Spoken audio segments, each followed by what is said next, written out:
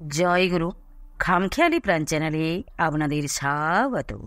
আজ আমরা পড়ব প্রয়োজনীয় কিছু কথা। লিখছেন স্বামী ভাস্করানন্দ সরস্বতী। জয়গুরু। আমরা এমন একটা সময়ে এই পৃথিবীতে এসেছি, এটাকে ভালো বলবো না মন্দ বলবো ভেবে কুলকিনারা পায় না। অনেকে বলবেন আমরা বিংশ শতাব্দীর মানুষ, বিজ্ঞান আমাদের সুখের জন্য কত কিছুই না দিয়েছে, মেনে নিলাম।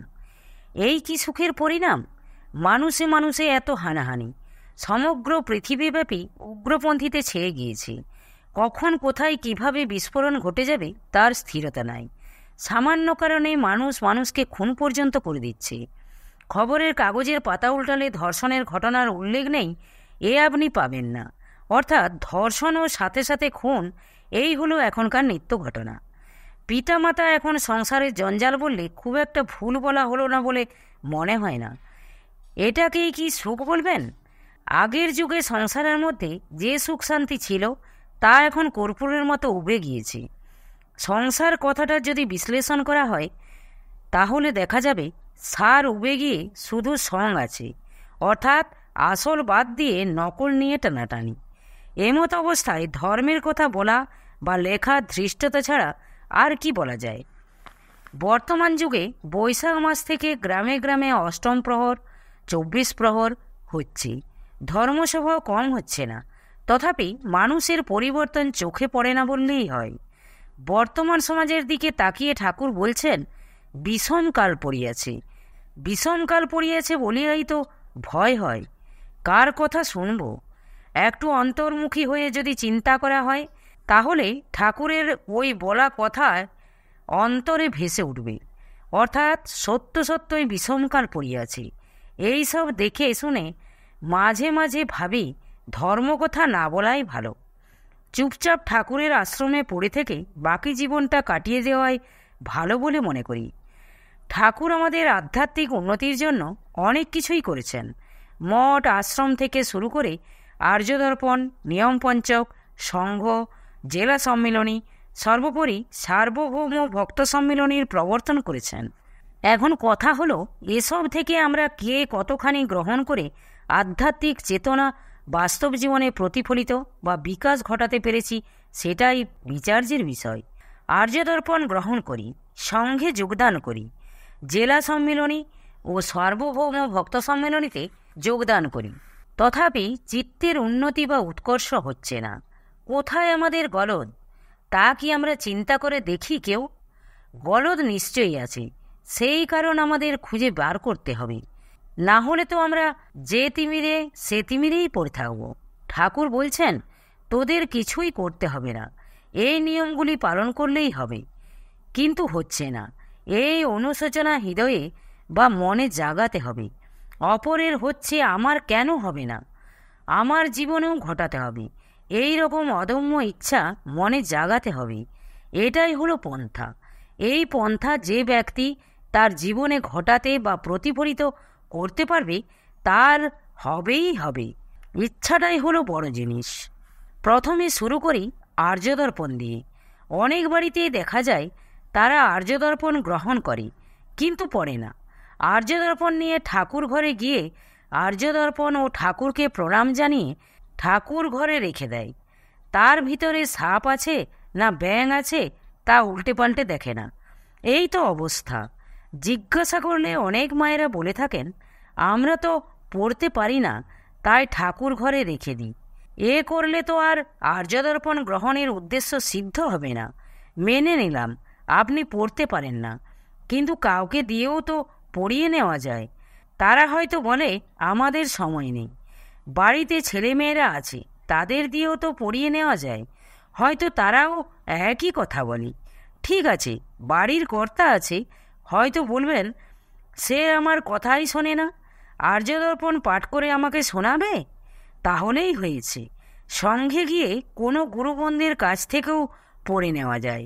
সঙ্ঘে গিয়ে বাজে গল্প করে সময় কাটিয়ে দেওয়া হয়, কিন্তু এ কাজ আমরা করি না। আমি এটাও ছেড়ে দিলাম। অনেক সঙ্গে আর্যদর্পণ পাঠ হয়, সেখান থেকেও জেনে নেওয়া যায়।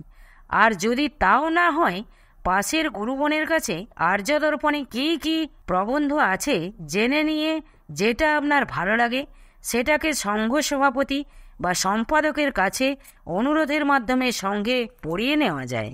আসল কথা হলো ইচ্ছা থাকলেই উপায় হয়। মনে অদম্য ইচ্ছা থাকা চাই। ইচ্ছাটাই পথের সন্ধান দিয়ে দেবে। এখন পাঠ করার সময় মন দিয়ে ভালো করে শুনতে হবে। শোনার পর যে কথাটা মনে লাগবে সেটাকে বাস্তব জীবনে রূপায়িত করার চেষ্টা করতে হবে।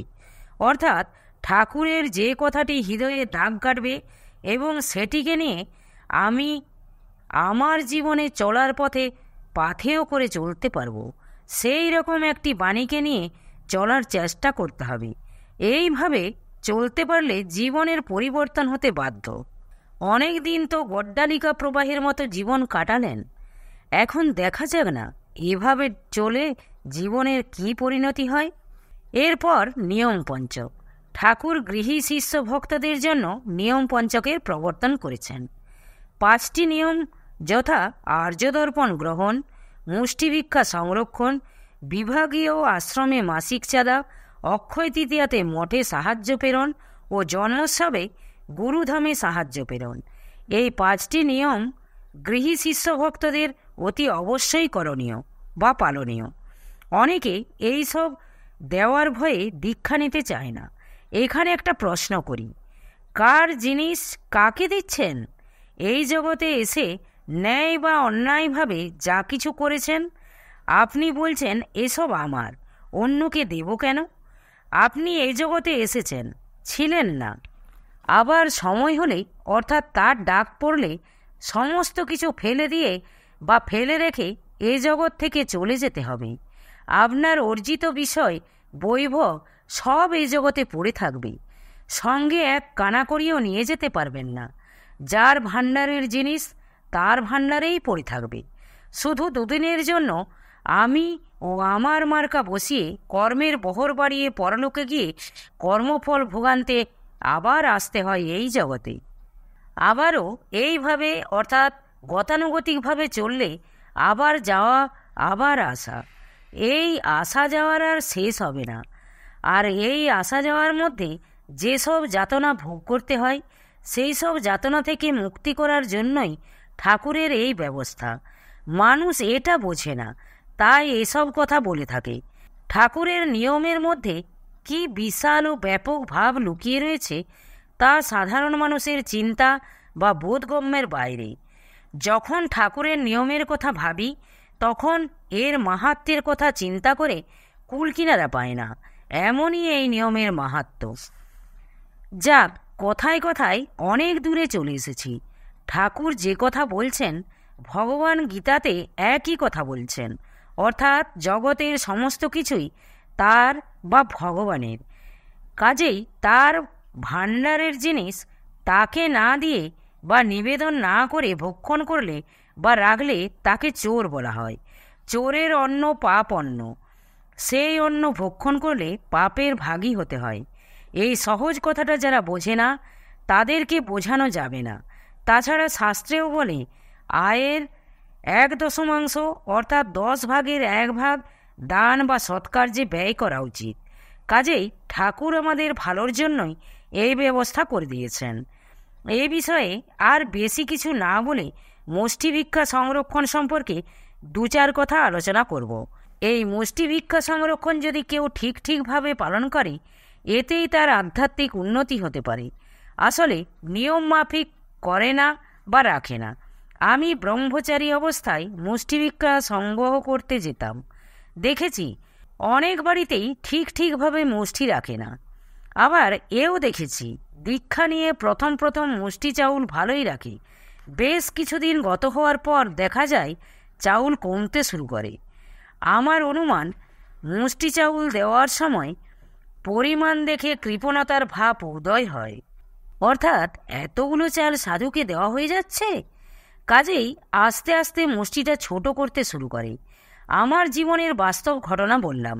এই চিন্তাটা মনে আসে না কেন বুঝতে পারি না। চালটা তো খরচের থেকে রাখা হচ্ছে, মুষ্টি না রাখলেও চালটা রান্না হয়ে যেত। কিন্তু মাসের শেষে পরিমাণ দেখে মনের মধ্যে সংকীর্ণভাবের উদয় হয়। এই মুষ্টি ভিক্ষার ব্যাপারে ঠাকুরের আমলে ঘটে যাওয়া একটি ঘটনা উল্লেখ করলে মন্দ হয় না। এক বিধবা ভদ্রমহিলা, তার কেউ নেই, তিনি একা থাকেন।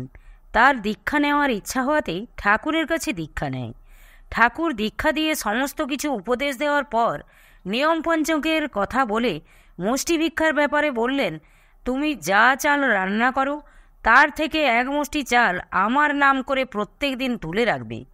এই কথা শুনেই বিধবা মহিলাটি বলে উঠলেন, বাবা, আমি মাত্র 4 মুষ্টি চাল রান্না করি। ঠাকুর শুনেই বুঝে নিলেন কি বলতে চায় ওই ভদ্রমহিলাটি, অর্থাৎ তার আহারে কম পড়ে যাবে, এই কথা বোঝাতে চাইছি। তখন ঠাকুর বললেন, ঠিক আছে, তুমি বাড়িতে গিয়ে প্রত্যেক দিন যেরকমভাবে চাল নাও সেইভাবেই, অর্থাৎ 4 মুষ্টি নিবে, তার থেকে বেশি নেবে না বা কম নিবে না। এরপর জয়গুরু বলে বা আমাকে স্মরণ করে ওই 4 মুষ্টি চাল নেওয়া থেকে 1 মুষ্টি তুলে রেখে রান্না করবে। ওই অন্নে যদি তোমার কম পড়ে তাহলে তুমি আর মুষ্টি রাখবে না। আমি যা বললাম বা যেভাবে রাখার কথা বললাম ঠিক ওইভাবে করবে। বিধবা মহিলাটি ঘাড় নেড়ে সম্মতি জানিয়ে বাড়িতে গিয়ে ওইভাবেই রান্না করলেন। খাবার সময় দেখলেন পেট ভরেও অবশিষ্ট থেকে যাচ্ছে। তখন সে ঠাকুরের কাছে গিয়ে পায়ে পড়ে কাঁদতে কাঁদতে বলছেন, আমার ভুল হয়ে গেছে বাবা, আমি সামান্য বিধবা মানুষ, আমি বুঝতে পারিনি এর মধ্যে কি বিরাট ভাব রয়েছে। এরপর থেকে এই নিয়মের আর কোনো দিন ভুল হবে না বাবা। এই তো অবস্থা। আসলে মানুষ কোনো কর্মই ঠিকভাবে করে না, ঠিকভাবে করতে পারলেই তার ফল পাওয়া যায়। আমি আমার ক্ষুদ্র বুদ্ধি দিয়ে দেখেছি মুষ্টি ভিক্ষা সংরক্ষণের মধ্যে কি বিশাল তত্ত্ব লুকিয়ে রয়েছে। সেই কথা এখানে তুলে ধরে এই বিষয়ের অর্থাৎ মুষ্টি ভিক্ষার উপকারিতার কথা শেষ করব। জয় গুরু, জয় গুরু। আজ এই পর্যন্তই। যদি আপনাদের ভালো লেগে থাকে তাহলে চ্যানেলটিকে সাবস্ক্রাইব করে সাথে থাকবেন। জয় গুরু, জয় গুরু।